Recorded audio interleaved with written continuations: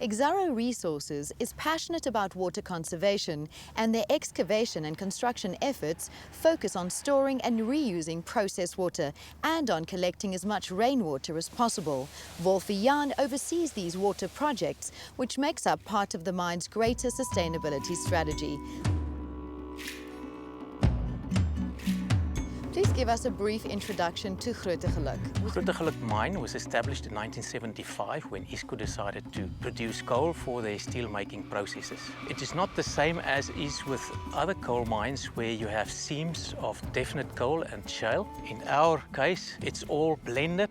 Coal layers are very thin and the shale layers are very thin, and we cannot mine it separately. The process used to separate the coal from the shale is a dense medium separation process which employs high quantities of water. By adding magnetite to the water, this dense medium causes the coal to float and the shale to settle out. In this area where we have scarce water, we have been allocated a water license to use 7.6 million cubic meters from the Mokolo Dam. This is all we have and all what Mokolo Dam can provide to us. So for us, it's very important that we do whatever we can to conserve water, save it, and then it gives us the opportunity in future to expand our operations. Slime water and stormwater are precisely managed on another 2 locations within the open cast mine.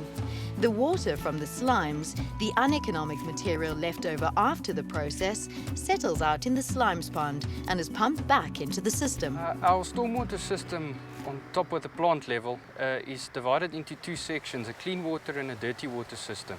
All the dirty water is contained within stormwater channels. It's automatically desalted and the desalted water is pumped back to the plant for reuse, whereas our clean water is diverted into the surrounding environment. In addition to the National Water Act, government issued regulations on the use of water for mining, which stipulates how mines can and should use stormwater. This project is important, firstly to comply with legislation, and secondly to reduce risk during flood events, as mining systems will then also be able to cater for a 1 in 50-year flood event. In 1975, when the mine was developed, we also had to develop a town and all the associated infrastructure like roads and rail. And with the town development, there was a water treatment built, and this plant produces potable water for the municipality. When the town became part of the Lephalale municipality, Exxaro continued to operate and maintain the Zeeland Water Treatment Works. This facility, which supplies bulk water to the municipality at cost price, is part of Exxaro's responsibility towards the community. In recognition of the water quality it produces, it has recently been awarded the prestigious Blue Drop certification from the Department of Water Affairs. So we're busy currently upgrading our pipeline from here, Zeeland to town, which is approximately about 40 kilometers of pipeline, together with reservoirs and pumping mains. As government, we are spending an amount of 234 million for that project. Now, the benefit to the town is enormous. It's firstly water security to the community. Secondly, it is to entice development. So we see it as a stimulus both to the economy, to the country, and whatever we're doing here, 49 million people depend on it. Behind you see the new power station, and we need to service that as a municipality as well. We're standing next to the section of the Grootegeluk mine where innovative coal screening processes take place as part of the Grootegeluk Medupi Expansion Project. GMEP is the expansion of the existing Grootegeluk mine infrastructure to facilitate the exclusive supply of coal to the new Eskom Medupi power station.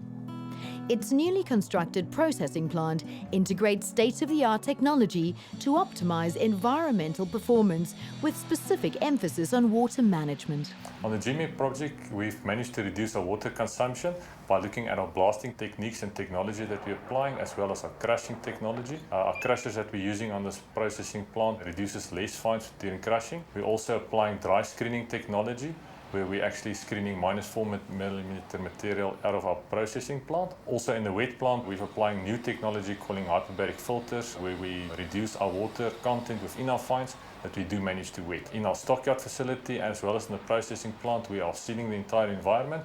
And so any spillages and processing water within our processing plant, we're all recycling that and contain it within our processing facility. We are aligned with Eskom's power station demand, but we will basically be fully commissioned by the end of next year, 2013. The fact that we will be one of the first mining operations that will be energy efficiency certified by Eskom is a good indication of our commitment in terms of not only saving water but also energy efficiency.